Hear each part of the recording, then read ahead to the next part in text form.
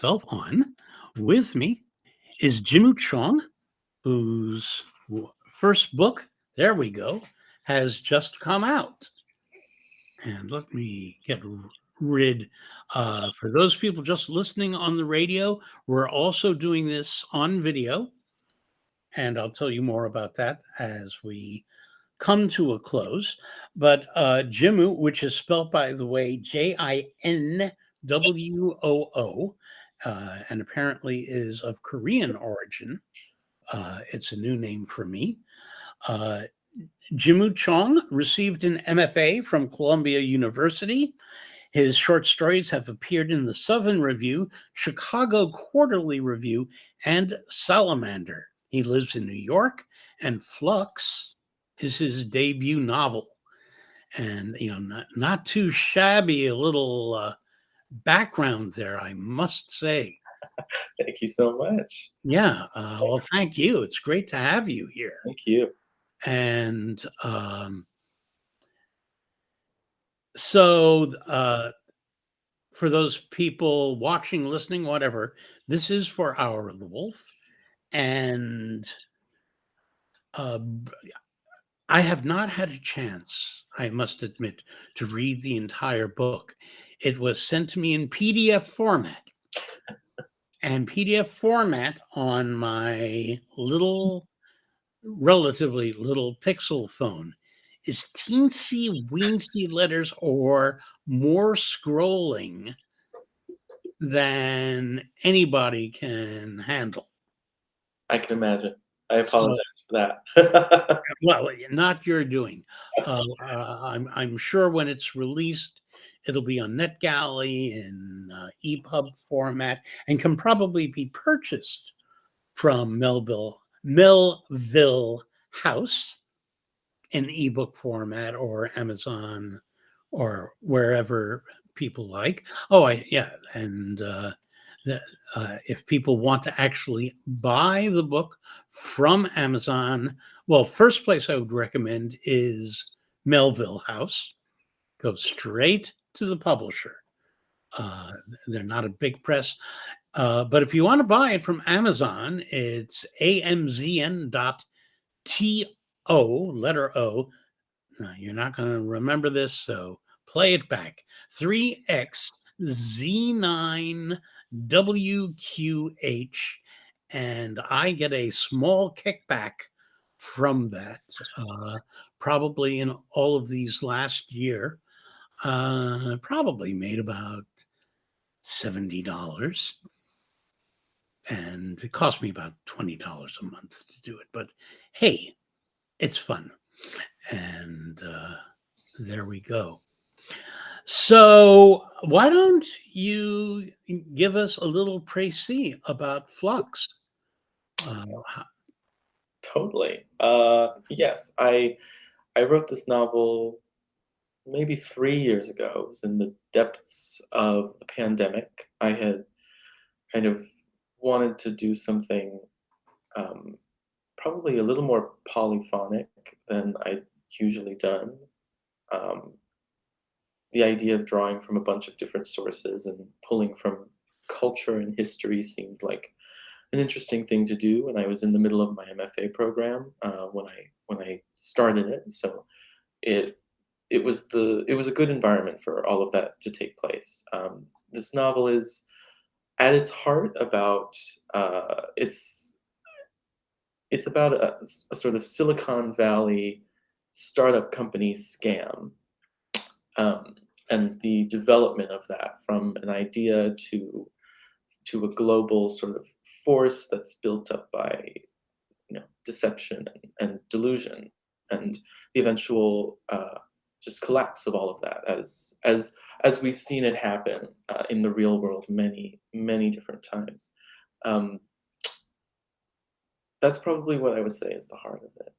okay, very good. And also a lot of familial background. Yes, it is definitely a book about family and heritage and the inheritance of heritage from one's parents, and the sort of metamorphosis that undergoes in a person when they grow up. A personal question. I assume you're born in this country? I was in Okay. Princeton, New As Jersey. as was I. I am of German parentage, German Jewish parentage, Holocaust survivors both. You are your parents from Korea. They are, yes. Okay, very cool. And so here we are, both first generation Americans. Look at us. Yeah, I like it. I like it. I think it's a great thing for us all. W- Uh, would you like to read for us from the book? I would, absolutely. Uh, Just give me an idea, approximately how long you think the reading might be. Probably, maybe 10 minutes? Great. Yes. Um, Okay. this passage that I chose takes place at the end of the first part of this novel. It's split into 3 parts and sort of mirror the, like a trilogy of chronology that happens, in the life of one of the main characters. And it is a scene in which, you sort of find out for the first time what Flux is, and what it entails for the rest of the story. And so I'll start here. Okay. I woke with breaths feathering gently into my left armpit. The falling snow had blasted Gil's windows white again, heavier than the day before, so that I couldn't even see the street from them. I sat up gently without waking him and rounded the side of the bed to Gil's closet mirror. My right eye closed and opened normally, but had gone purpley blue. It was so seamless that it looked like a birthmark. I flinched, touching it, still tender. My phone was near dead when I picked it up off Gil's dresser. I saw that my father had called one last time around 2 in the morning. There was no telling when the next would come. If he had gotten through to my brother Kaz, I didn't know. Gil made a noise and lifted his head off the pillows. He squinted at my face, trying to find it in focus. "You're not swollen anymore," he commented in his gravelly morning voice. "That's a good sign." I read off my phone that it was near 8 in the morning. Gil watched me look at it for a while, making my choices. Then I started to dress. "Are you going somewhere?" he asked. "Home," I lied. "Job search starts today, remember? I can't waste any time." He was silent as I found my pants, my socks and belt, the leather bag that I'd hung off one of his bed posts and looped once more around my chest. "You could stay?" I didn't answer this. Gil would keep bothering me until I did what he wanted, and I didn't know if I had the courage for that anymore. Things were different now. Maybe they always had been, and I hadn't noticed, but whatever it was, I wasn't going to stay here to find out. I could see out of my periphery the look Gil gave me as I patted myself down, locating my wallet and keys, and made for the door. Brandon, he was doing this to get to me. I knew he was. And it would have been funny if it weren't always so successful. You wouldn't understand the way people look at me. Nobody looks at you like this, like somebody who needs protection, who needs help, who is one step from total chaos and teeters so precariously on its edge that it's almost sickening to witness. This is how you looked at perps. I'd seen it many times before and imagined as a boy what did it feel like to be looked at this way. In the light, Gil's shoulders looked even slimmer than they were, his top sheet bunched around his lap. He spoke. "Are you always going to be such an ass?" I tilted my head one way, then the other, with nothing to say, and closed his bedroom door behind me. The bakery had just put out a second tray of blueberry muffins when I stepped inside. My stomach ached looking at them. The spicy food I'd had for dinner had upset my chemistry in a way that I usually dealt with by drowning something carby for breakfast. I had made half a mind to buy something with caffeine, but he was already there, sitting at the farmost table in a new set of duds, all white this time, cycling shoes perched neatly on the table near his coffee. He waved me over, and I sat. As though preempting me, he poured me a drink, clapping me on the back. You look like you've been through hell to make it to this breakfast, he commented. Neighborhood scuffle. Big kids took your lunch money. Can I eat that? I said. I pointed to the other half of his muffin. He smirked and slid it toward me. I wolfed it, still little bit warm. He watched me with a strange, clinical curiosity. Everything I did seemed too fascinating.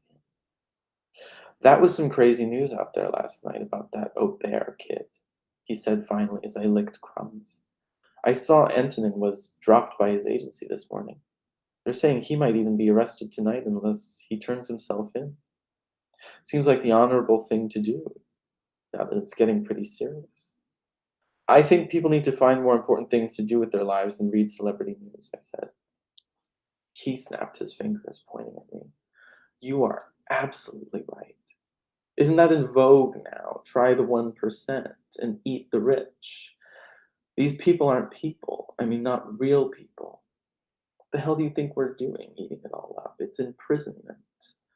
You know, that's something about you that I noticed straight away. You're honest. And you're not just honest, you cut through. You're not afraid of it. It's what you are. We are looking for talent like this, especially because there is so much corporate obfuscation around buzzwords and meaningless lingo that you can hardly tell what we mean. It's noise, it's entropy, it's never produced a single good for anybody. Us at the firm, we're not concerned with language, conversation.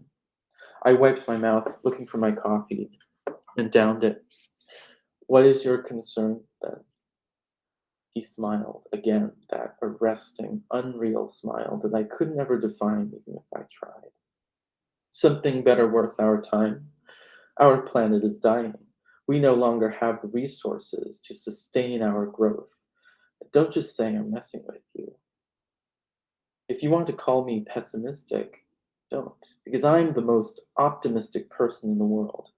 I know exactly what we can accomplish if we have the money and the time to do it. The coffee had stirred some life back into me, and I fought the urge to laugh. It was the kind of thing somebody might say at the end of a pivotal scene in a screenplay, cut to black, main titles, yada yada. That is some heavy stuff for so early in the morning, I said. You've seen the blackouts, he said. You've seen the way this entire country panics when they happen. You tell me what needs to be on our minds. And the most ridiculous part, most of us seem contented to live with it. Not me, not my boss. You're doing quite a dance to get me to sleep with you, I said. I'm not trying to do anything you're thinking about, he said. I'll give you the pitch, and if you buy it, you're in. I've seen enough of you to be sure you're a fit. I'm putting my money behind you. He blinked several times for dramatic effect and smiled. It was difficult to place this look, as it was right here in this moment, and as it would be every time I saw him in the months thereafter. A kind of knowingness in him that suggested all the things that lay unavailable to me about him and would remain so forever, like he held a shiny treasure behind his back at all times. I promised to give you the reason, to tell you how it all happened, how I came to be here just 4 months after that stupid meeting over coffee, lying in a clean bed smelling of bleach, hearing only muted bass, IV drips, vibrations through my fingertips, and blackness. I promise you a reason, Raider, and we are more or less halfway there. But it really is funny how much I'm learning alongside you. This look on his face, I'd forgotten the way it scared me then and now. I'm not here to sleep with you, he said finally. I'm here to offer you a job. He dug into the little zip pocket on his spandex shirt and pulled a business card from it, sliding it across the table to me. My name is Lev, and I want you, first, to ask yourself what it is you know about the state of our world's energy. Competing industries, overpopulation, blackouts that we all agree will just keep coming. And then I want you to comb through all of the things you can name about the way the people of our world consume energy, conserve energy, waste energy, how we are primed to accept the system for what it is and do nothing about it under a complex of fear. And when you're done with all of that, I want you to forget it, all of it. I want you to listen to me and learn a new word, flux. That's it.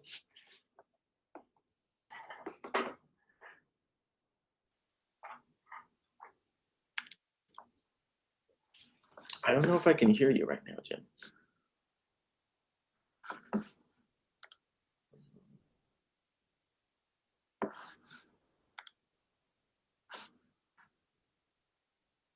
I still don't think I can hear you, actually.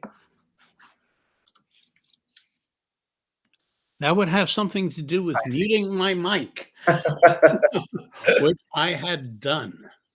But that was intriguing, I have to say. Thank you. So, in case people haven't picked up, that's FLUX, no relation to Doctor who did a series of 6 episodes called Flux. And I never got their reference. I enjoyed the show. I enjoyed that doctor. We'll see who the next one will be. We know Russell Davies is going to do something weird with it because that's what he does. But I didn't like the Flux series there. But I'm very much looking forward to finishing your book. I'm glad to hear it. And so far, from what I've seen from your publisher, they do good stuff. Last time out, I had Jonathan Carroll, who is, I think, one of the greats in speculative fiction literature. Yes. How do you like to call yourself as a writer? Do you like just, I'm a writer, speculative fiction, science fiction, fantastic literature? That's so many words for it. I get uncomfortable with categorizing it because I'm in a very strange place. I'm in a strange place right now of, being compelled to appeal to as many as possible. Mm, As sales come into it, the idea that, if the book doesn't get covered by a certain whatever, then another audience would be closed off to it. And the most interesting thing about this book, I think, has been the way that some people have assumed it's science fiction. Other people kind of put it into this box of speculative. Other people just call it literary fiction. Um, and I think any form of it is acceptable. But I certainly would not want to stay in any one of those worlds for my whole career. So I think I would just call myself a writer. great, great. I like speculative fiction, like in terms of the show, although I reserve the right to do none of the above. And because speculative fiction to me is science fiction, it's fantasy, it's horror, or it's speculative. Mhm. And there's a great irony about that because the term was coined in the 1940s by Robert Heinlein and John W. Campbell. And when they called something speculative fiction, they meant hard science fiction. Yeah, if you can't prove it, it ain't speculative fiction. And now it means the exact opposite. Mhm. Kelly Link is probably culpable for that. And bless her for that. Yes.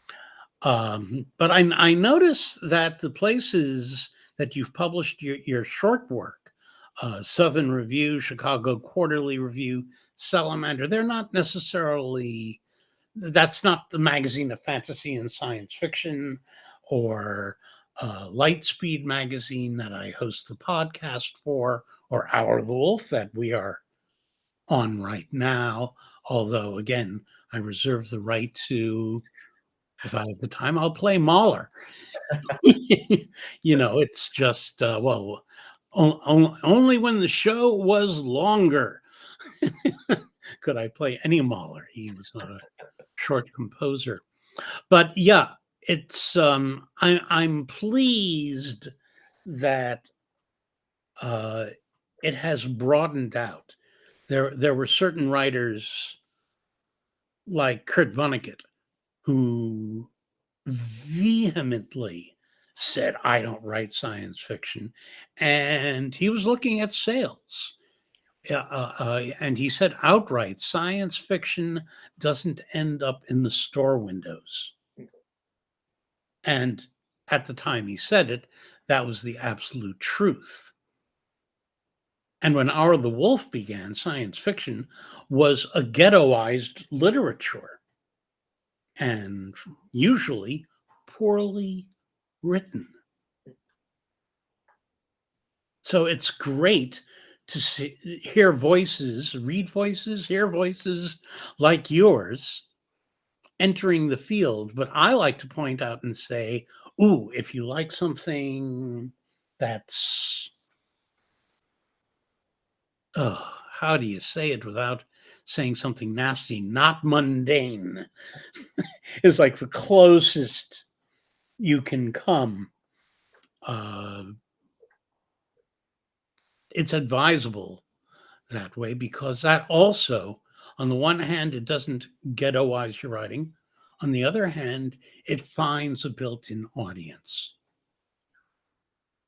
one Totally. that didn't exist 20 years ago. So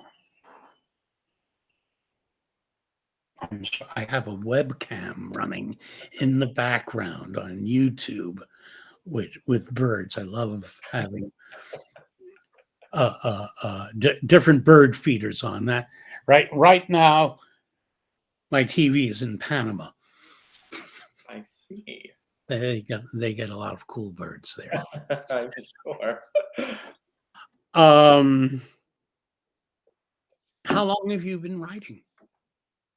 Almost my whole life, ever since I was 8 or 9 years old, I wanted to write stories, and the opportunities were very sparse. Maybe once a year in my English class, we called it language arts class, that I would get to do something creative, like write a 3-page story, jumping off from some sort of prompt, maybe a first sentence, and I would have the most fun with that. And I've always wanted to write novels. I've only recently, I feel, attained enough skill to actually finish one. And so you'll see every computer I've ever owned is just filled with the first 25 pages of 15 different novels that never went anywhere. But it's integral to the process of Yeah. learning how to finish one. Everyone can begin a novel, and it takes a lot more discipline to finish it. And I think that's what I had to learn over the course of my life up until now. Okay, so but that also gives you a backlog of trunk stories. Yes, I don't know that I would ever go out with any. They With are any of those. they are all sorts of horrific, hackneyed, and probably very derivative, but Oh, everyone. like science fiction. So Exactly. Yeah. it's a rude but not untrue statement very often, because science fiction has always been a literature that valued idea over prose. Mm. And only in the last 20 years have we gotten more writers that can actually write. There were exceptions, Samuel R. Delany from 30 years ago, and he led a parade of good writers that included Joanna Russ and Ursula K. Le Guin. Not that they were working together, but as they were being published, people were going, "Oh, this stuff can actually be literature." And I think we have finally achieved a moment where something has to be well written to be in one of the better magazines or publishers. And again, as I said, I'm very impressed by which magazines you've been in, because most writers who I've had on the air are have a history of being in the Magazine of Fantasy and Science Fiction, Nightmare Magazine, Fantasy Magazine, Clark's World. There's one where the name doesn't give anything away. And uh, he does a marvelous thing of being sure to publish at least one story a month that has been translated Mm. from some other source. So that I think Judith Merrill did that in the 50s, but he's picked up the gauntlet. No, they're an incredible magazine. It makes me very upset to think about, the way they had to shut off their submissions recently. Yes, we need to explain that to listeners. Well, first of all, most magazines don't have year-round submissions. I work with John Joseph Adams. I work on his podcast as a post-production person, and that's Lightspeed, Fantasy, and Nightmare. But he's only open to submissions something like 6 months out of the year. Yeah. And he started with FNSF as a first reader, so he's very canny about that. But Clark's World, which I would say is the closest thing to a competitor that John has, they're both very good. Clark's World has always been open for submission years round. And with the, dare I say, boon of artificial intelligence writing, which generally sucks, by the way. Yeah. Oh yeah. Yeah. Um, I mean, that's the good thing, that it can be spotted for now. 20 years from now, who knows? Mhm.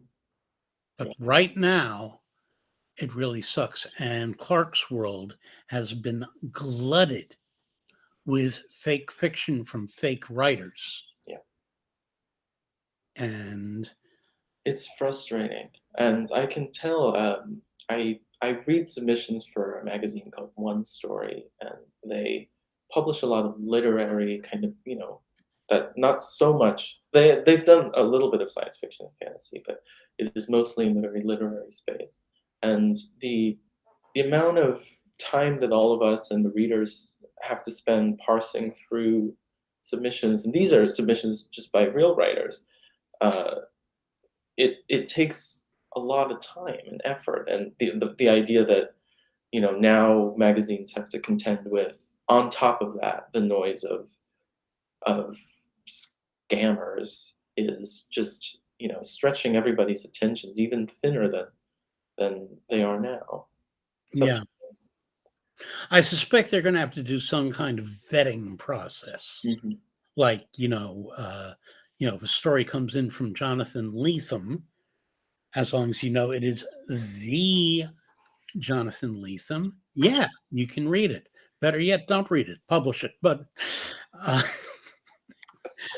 there are very few people one can say that about. But yeah, it's really a sad thing. There isn't an artistic industry that isn't worried about this. Some of them over worried, Art is one of them. People using, um, I think the first program that was available to, pardon the expression, the great unwashed was Dali,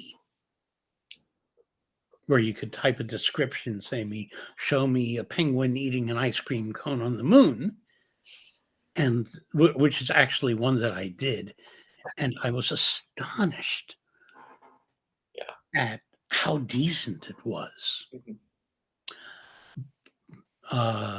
The current AI that I have seen so far impresses me if you ask it a simple, to the point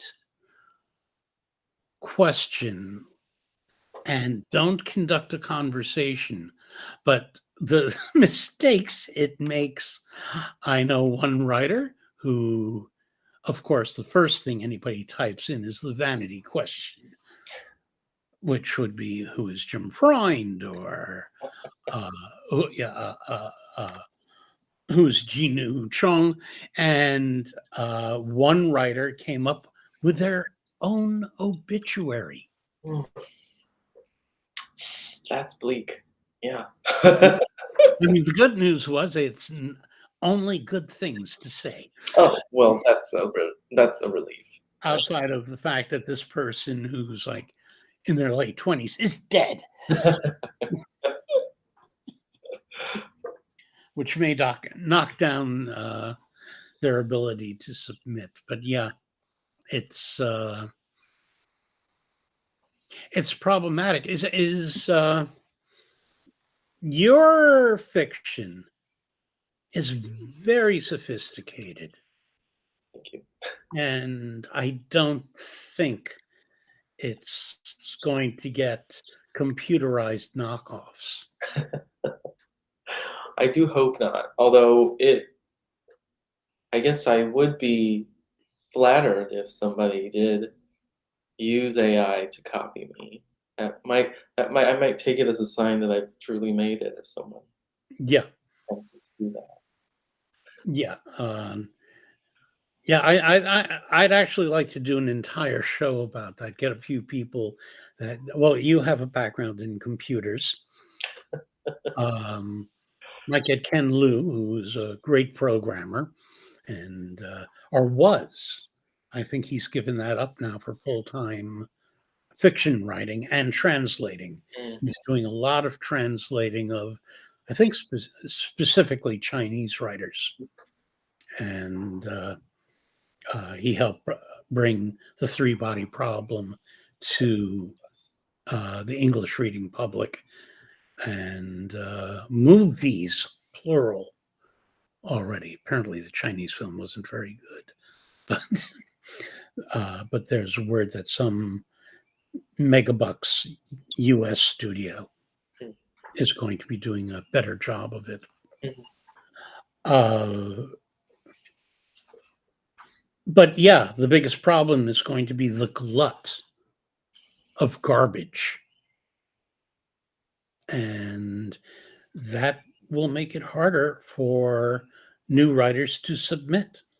Certainly. It's already so difficult to get any attention. Now Yeah, it's gonna be even more difficult. yeah. Well, I'm sure that Neil Clark is working on how he's going to keep it open. He doesn't. He likes to always hear new voices, Mm, and John Joseph Adams is the same, but he's only open for each magazine like 6 weeks out of the year, but he's definitely looking for names he doesn't know, along with his stable of writers that he does know, or somebody who he knows of and is then submitting. But yeah, it's a question of how new people will break in, right. and it's a problem. Uh, can you conceive of any solutions? I saw Neil Clark tweet that, one of the solutions people had been suggesting to him was to close off uh, submission privileges to only people who had submitted to Clarkesworld before. It seemed like the complete antithesis of what he was trying to do. But he's also said that all of the tools available to spot AI generated writing it's not advanced enough to actually catch anything, and so Yeah. it's frustrating to know the technology just isn't there yet. And it feels like AI generated text is so quickly developing that nobody can catch up to it. And I'm just hoping that it's a blip in time that people will just throw away in a few months. But it might not be. Yeah, it might not be. I have a feeling that right now there's a glut, but it will slow down, and I'm afraid that when it does slow down, it may get better. Yeah. But in the meantime, given the problems of Neil not knowing every writer out there, he wouldn't necessarily look at a submission from you, or he might if he went to Wikipedia and saw that, oh, Jinwoo Chong, sorry, has a book called Flux. I screw up my own name also, so and Freund. You have no idea the variants that many Americans can come up with on that. Some of them quite rude. I know the feeling. Yeah, it's a sadness. Where now, of course, what you're writing is total fiction, but there is a tendency for science fiction, not that it becomes fact, but that people, inventors, scientists, people who are capable may read a story and say, "Ooh, that's an interesting idea. I think I'll try that." Yeah, that would be a compliment, I'm sure. The only thing I can really think of is that y had the first idea of this book when I read the book, Bad Blood by John Carreyrou, which Hmm, was written about the fall of Theranos, and the cult of personality around Elizabeth Holmes, who I think just now has been sentenced or is in trial, or it really speaks to how long this story has gone on. That only now is she being being dealt with, but that's probably where it began, and although she's already got at least one movie about one miniseries about that's her. right, with more on the way, I'm sure. No doubt, no doubt. Uh, Yeah. can she profit from that? Once upon a time, there was a law that, well, criminals, hardened criminals, were not able to profit. That one, I'm not so sure because I do think there is a movie in development based on Bad Blood, and I think it's Mhm. called Bad Blood. I don't know if she would profit directly from that one because the story rights were bought from John Carreyrou. But if it were just a movie about her, the miniseries with Amanda Seyfried, I don't know what it was based on, and if it were based on any of Elizabeth Holmes' writing, or Interviews. it's that's a tough question. I'm sure she's profited in some way.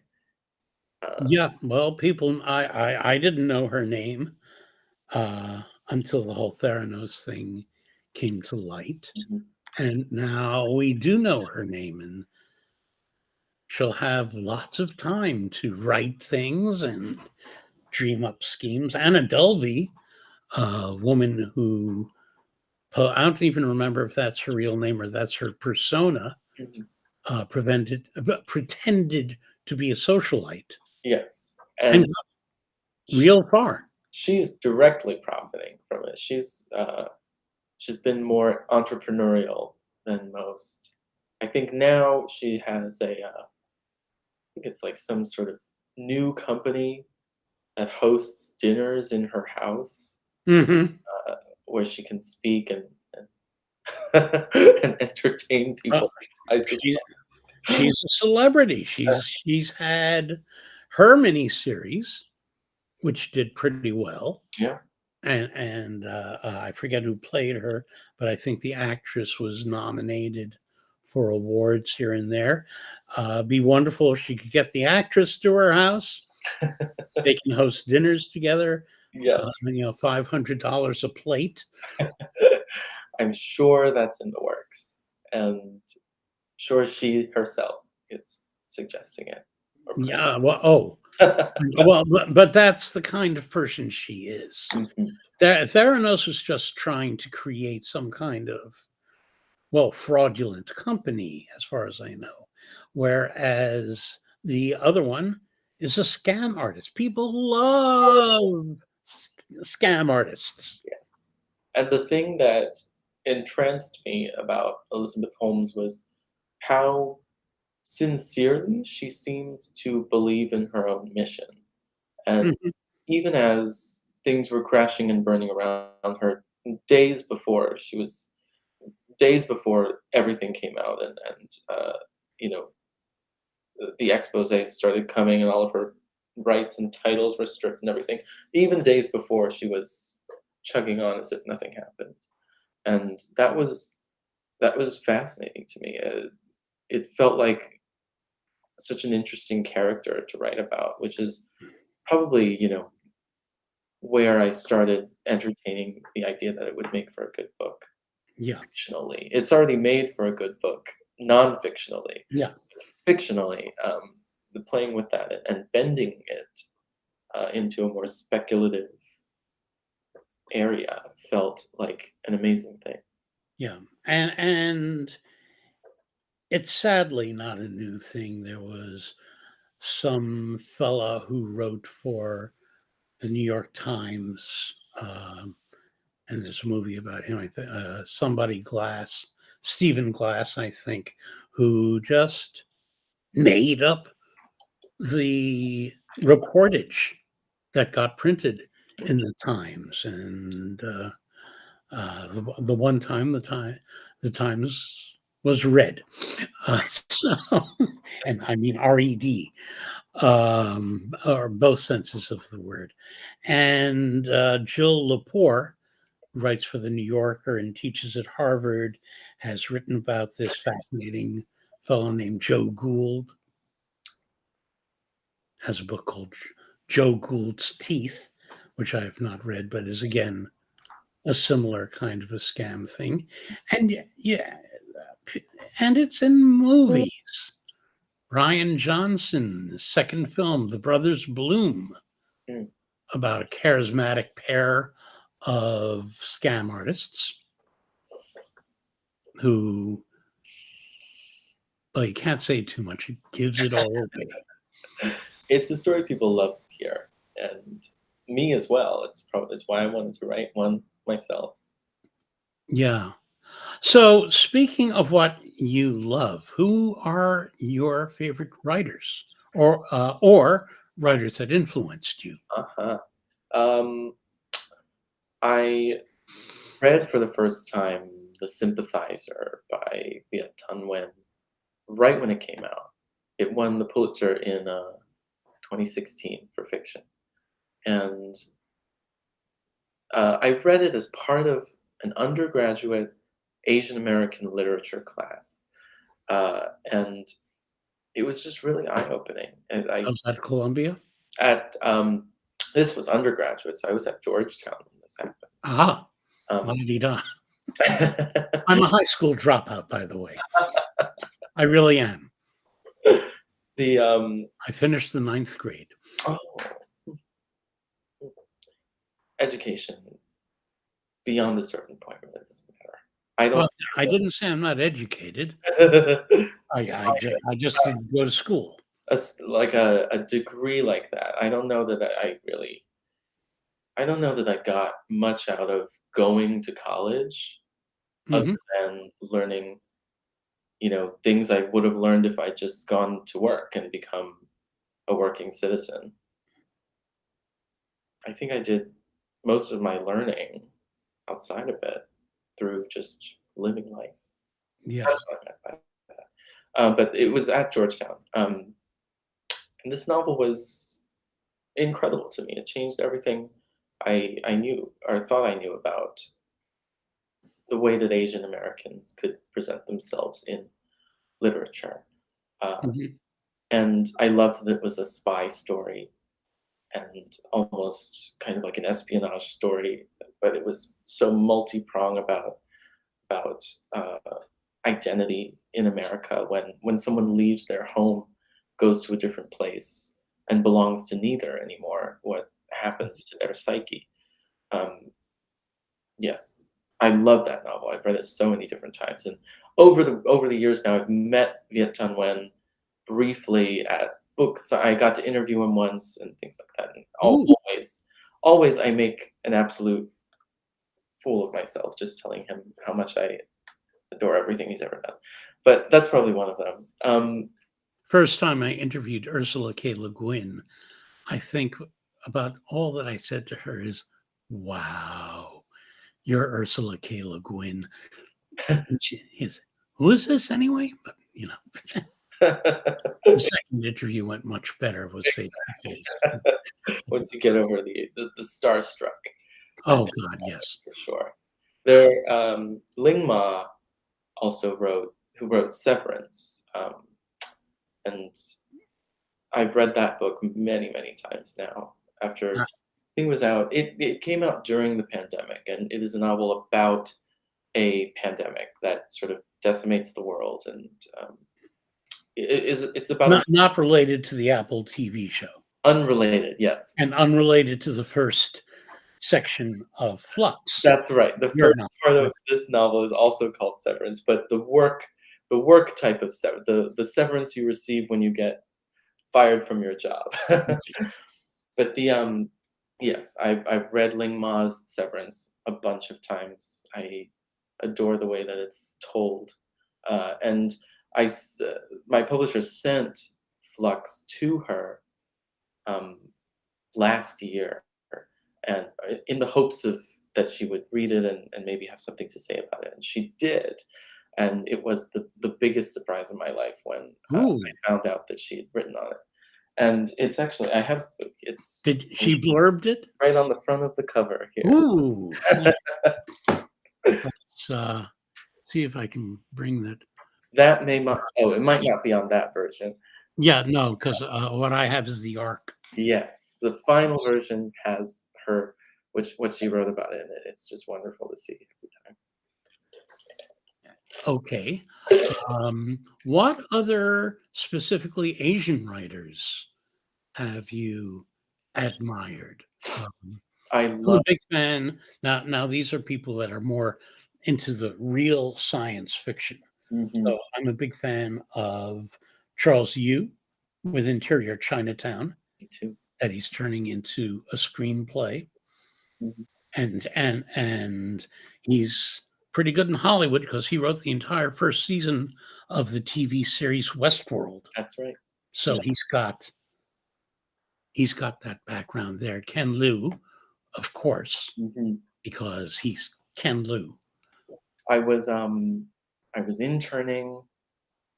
It was my only really impressive internship in college, and it was at Simon& and Schuster, and it was around the time that the Paper Menagerie book Mm, in print, found a copy of it in the office, and I read the title story so many times. I made everybody in my family read it. I thought it was so powerful and it's moving. great stuff. And I treasured that book. I was going to say Charles Yu and Ken Liu. Um, I would also add in there Ted Chiang. Oh, Yes, I and he has been well adapted. I think. I mean, the story of your life, or rather, that title is "Story of Your Life," is something that you could just not adapt into visual media or anything like that. And then came the movie Arrival, Right. and somehow they did it. Yeah. It's you really, if you didn't know it was Ted Chiang, you would know it was Ted Chiang. Right. It's it's got that genius in it. The level of his research into his stories is astounding, and um, it's incredible. There was one, I think, the one that I enjoy the most is probably his first, the Tower of Babylon. Yes. And I read that so many times, and it killed me to know that I think he published it when he was 22 or something. He was massively young when he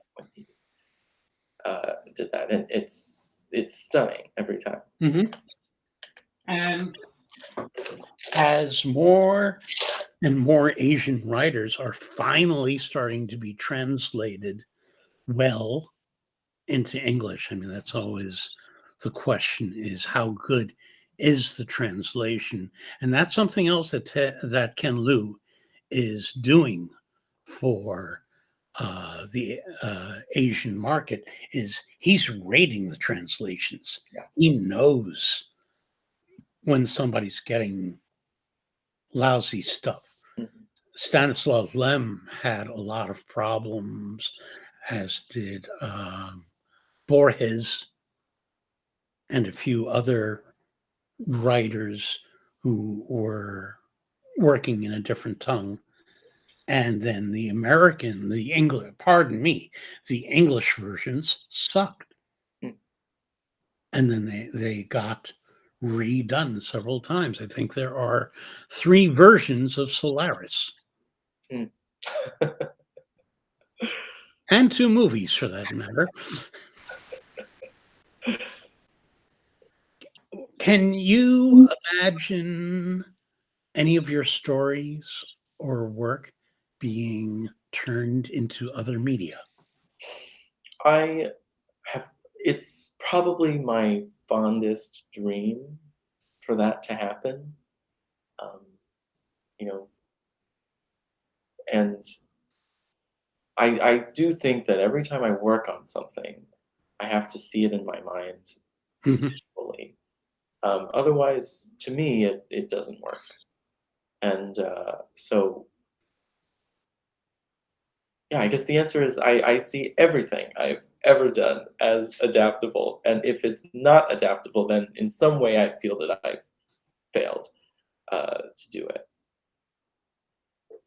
Okay, well, that brings up a whole lot of questions that would be not good to discuss on the air, like who do you want to adapt it? But I will ask, do you have an agent who is pitching to Hollywood or whoever is making movies? Yes, it happened pretty quickly after I sold this novel, and I'm represented by a film agency that is now kind of starting to make moves on that. But it's first of all such a gamble. Second of all, nothing 1% of the things out there get made, and so If that much. yes, and it's been an exercise in peaceful thinking because, it's supposed to be very stressful. It's going out and seeing that this book has been given to producers and actors and things like that, but it doesn't stress me out as much because I have very little stake in it. I mean, to a point, the book isn't mine anymore, and whatever gets done with it Mhm. doesn't belong to me either. If it's in any form, if I write the screenplay based on it, then it's in Yeah, some well, but but yeah, very few people. Charles Yu has that talent. yeah. I can't name a second person. Exactly. It's pretty rare, Yeah. but he's got the pedigree for it. Mhm. Yeah. So He, I'm at peace with the fact that nothing may happen, and if something happens, then that's good. Good news. how how about Other media, he said, challenging him. I think in terms of radio. I Uh-huh. always think, and which is not dead because there's always audiobooks Mhm. that do full cast productions. Yeah. And the people who I work with on the various magazines, uh, they do full uh, productions. Oh, I see. I see somebody's actually tuned in and said, Sam Schreiber says, crucially, Arrival changed the rules. Louise tells Gary in the film what's coming in the novella. The rules are wholly unbreakable. Well, I'll say to Sam, it's an adaptation. Okay, it's not a transliteration. As writ, it could not be done. Another good example, um, the novel Shoeless Joe, which became the movie Field of Dreams, Oh, wow. which by W.P. Kinsella, Shoeless Joe. Great novel, totally unfilmable. He himself is the lead character, and not only does he get the voice saying, if you build it, he will come, it's not about his father, it's about Salinger, the author of Catcher in the Rye, and he drives halfway across the country and kidnaps Salinger and brings him to Iowa to talk baseball all the way. You can't make that movie as it is, even though he's never mentioned Salinger. Well, he just made sure that it wasn't going to work out with him in it.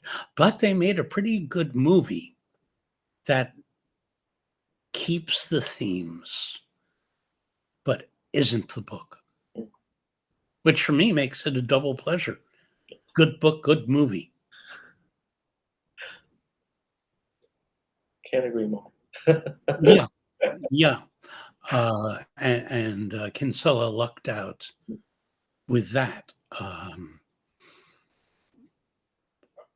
Would you ever write with the idea of this is adaptable? This is something that's uh, I can sell to another medium. Oh, and let me mention something else. I mentioned radio, theater. Yeah, totally. I have actually seen some excellent science fiction theater, not campy or anything. Oh, really? Huh. Serious. I saw the Mabu Mines, which is a wonderful New York off Broadway troupe. No, sometimes on Broadway, occasionally, depending on what they're doing. Did a wonderful production of all things. "Flow My Tears," the policeman said, by Philip K. Dick. Hmm. Wow. It makes me think of, there is one Vonnegut story called "To Be or Not to Be." Do you know that one? I It's don't recall it. it is I've read every word he's ever published, but not in a few years. that is one, it's a very short story. It takes place in one room, and it's always struck me as one that could be an excellent just one-act play. And it's written the Mhm. title of this story is written very strangely because it's the number 2 and then the letter R and then not to be. Like, it's all letters, and the reason for that is explained in the story, but um, yeah, it's definitely one of my favorites. Mhm. What are you doing now in terms of writing? I am, uh, Do you have I any hope of becoming a full-time writer? that's right. It would be the dream, um, but it's a very slow-moving process, and, I'm not sure that I could I'm not so sure that I could, leave my day job at the moment to just do it. But I think it's something that happens to people in their late 40s. yeah, I've Yeah. got a ways away until my late 40s. I'm Bless you. I wish I could say the same. I would you're 35, Jim? Yeah. Yes. Yeah. If you add 25 to that, Uh-huh. late this year, I'll be, oh God, I, late this year, I'll be 70. Wow. I do not believe this. I do not, whatever. I started working at WBAI when I was 13. That is true. Wow. That is a fact. I mean, answering phones, I wasn't doing radio until I was much older, 17. Uh-huh. I see. But that at this point is a few years ago. Hour of the Wolf, which was not started by me, but by Margot Adler, but I was involved in helping her and engineering and co-hosting the show twice a week. That's been since 1971. Wow. Hmm. So over 50 years. Yeah. Quite a legacy. Yeah, but not that anybody's ever heard of me.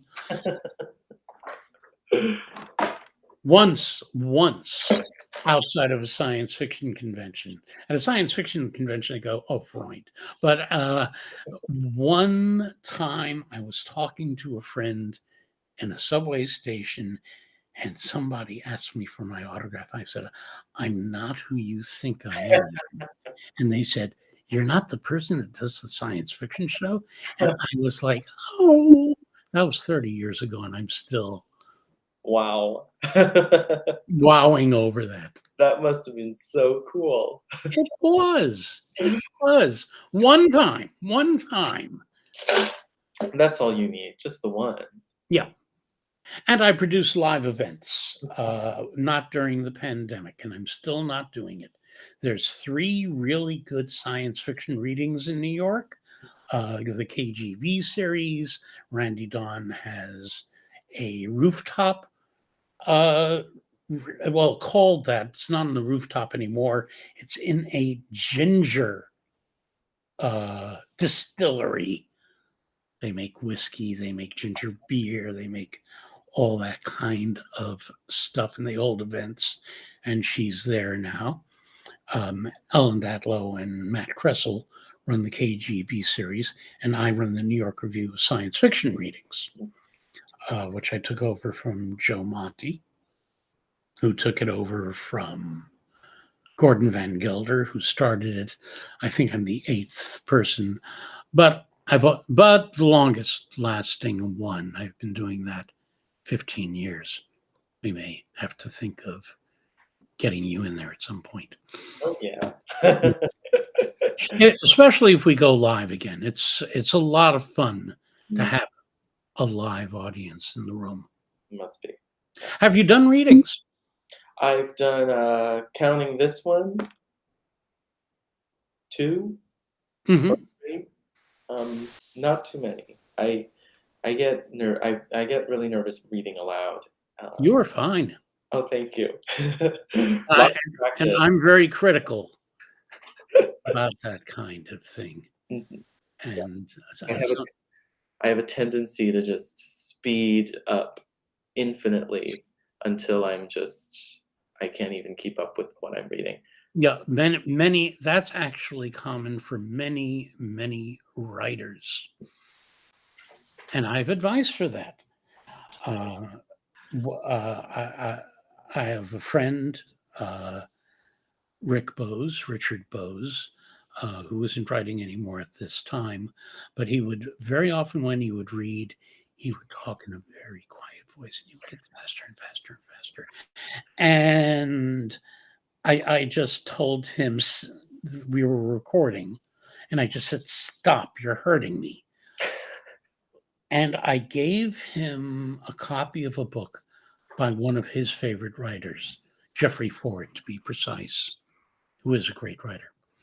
And I said, read this. And he was fabulous. But he gets back to his own material, and it was problematic. And I think what it is that writers are sometimes, well, a bit too modest.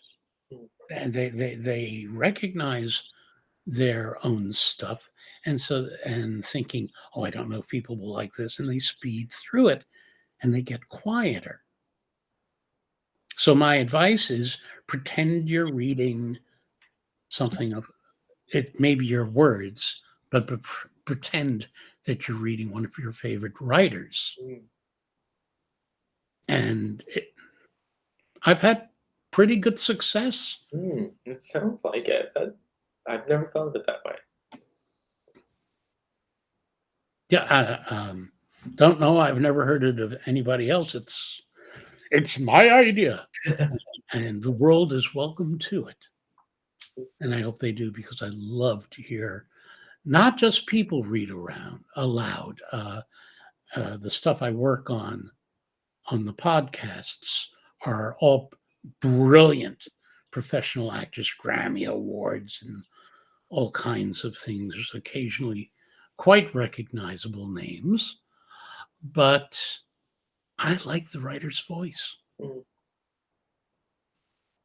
And they sometimes can use a hand.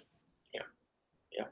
I'll have to keep that in mind. I have a couple readings scheduled Ooh, as this book gets underway and in the, stores. the publication date is March 21st. Yes. And in case somebody's watching or hearing this in the archives in a couple of years, we should say in the year 2023, or as I say, year 3 of the plague.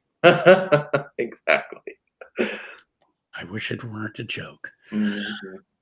Um, but where will you be? You There's remember? one, I had a friend of mine, her novel is out on the same day as mine. We both work at One Story, the magazine, and I think they are throwing a little bit of a party slash reading for us. Mhm. So that one's very low stakes, and I feel better about that one. Uh, I There might be a reading at the launch event for this book on the 23rd at the Strand. Um, Ooh, that one I'm terrified for, and so I might need to use your technique to help me out there. We'll see if it works. it I it couldn't wait. It and I haven't been at a reading in the Strand in at least a score of years. Uh-huh. Yeah. Uh, in fact, the last person I heard read there was Spencer Holst, and I think he has passed on like 20 years ago or something. But it's a fun venue. When I hold events, I don't do them in bookstores or anything because I want to broadcast them. Mm. And well, there was one bookstore in which they were making lattes for people. So every time somebody ordered one, the machine went on. It was all the way across the room, but you could hear the machine better than the writer. So I look for alternative spaces. Mhm. And I have a great one on Atlantic Avenue, not that far from your publisher, but they've been closed for 3 years. Ah, mm, Duh. And we'll see if the owner, it's the same building where the radio station is located, and we'll see if the owner uh, revives it. I don't know that she will because I think she wants to sell the building. mm, She's been operating it for, well, a very long time. yeah. Uh, so it's time, I guess, for the final questions Mm. and wrap up. I think did I ask you already what you're writing at this time? Now, I know this is something writers often would say, I'd rather not answer that. And you should feel free to give me that because it's germinating in their mind. And what if, the heavens forbid, they change their mind about an aspect? I'll answer this question. I have no qualms. I'm I've started writing a new novel that is very different from this one in the way that I feel about it. And I'll be honest, writing Flux was stressful and kind of sad a lot of the times because the subject matter was so dark and Yeah, it's not a giggle a minute. yes, and it took a lot out of me. And it was just not something. It wasn't a wise choice to do it in the middle of the pandemic either. And so I'm hoping to write something a lot more joyous this time Mhm. around. And so I'll say it's a happy and funny new novel that Ooh, I hope someone out there might read someday. We'll see. yeah, yeah. Well, maybe even before it's published, but when it's finished to your satisfaction and all that, maybe you'll share some of that for us on the radio or at the New York Review of Science Fiction's. Assuming that we get back to a live venue, and if not, we are still doing it as a virtual venue, just like this is being done. Absolutely. All righty. Well, let us wrap up. Our guest has been the author of the book Flux, Flux, no relation to any Whovian type stuff. Uh, your name is Jinwoo Chong. We should spell that Jinwoo, and then Chong. That's the easy part, even though there's so many variants on that. But for me, Genu, that's a new name. I love it. I'm so glad. Yeah, well, like I would have a choice. I mean, of course, I have a choice, but yeah, never mind. There are some weird people in this world. I am one of them, but not in a nasty way. And the book is published from Melville House on March 21st, 2023. There will be a launch event on the 25th. And I guess if people go to the Melville House website, they will learn more. That's right. Very good. And geez, I haven't left this house much in 3 years. Doctor's appointments. That's about it. And one event, and that's because my partner was one of the readers. We've got to attend those. Oh yeah, yeah. Absolutely. There's not a choice. And she's good. Nebula Award nominee. Oh, wonderful. Yeah. Congratulations. Not this year, a couple of years ago, but hey, you know, that's a bit of an honor. Mhm. Uh, Absolutely. so again, thank you so much. We will do this again, either as an Hour of the Wolf or as part of the reading series. Looking And I look for writing any more short stories?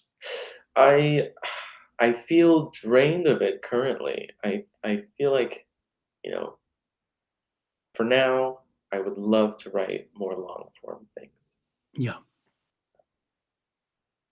But I mean, the venues that you've written short stories for, while they're not on every newsstand in the country, are still pretty lofty.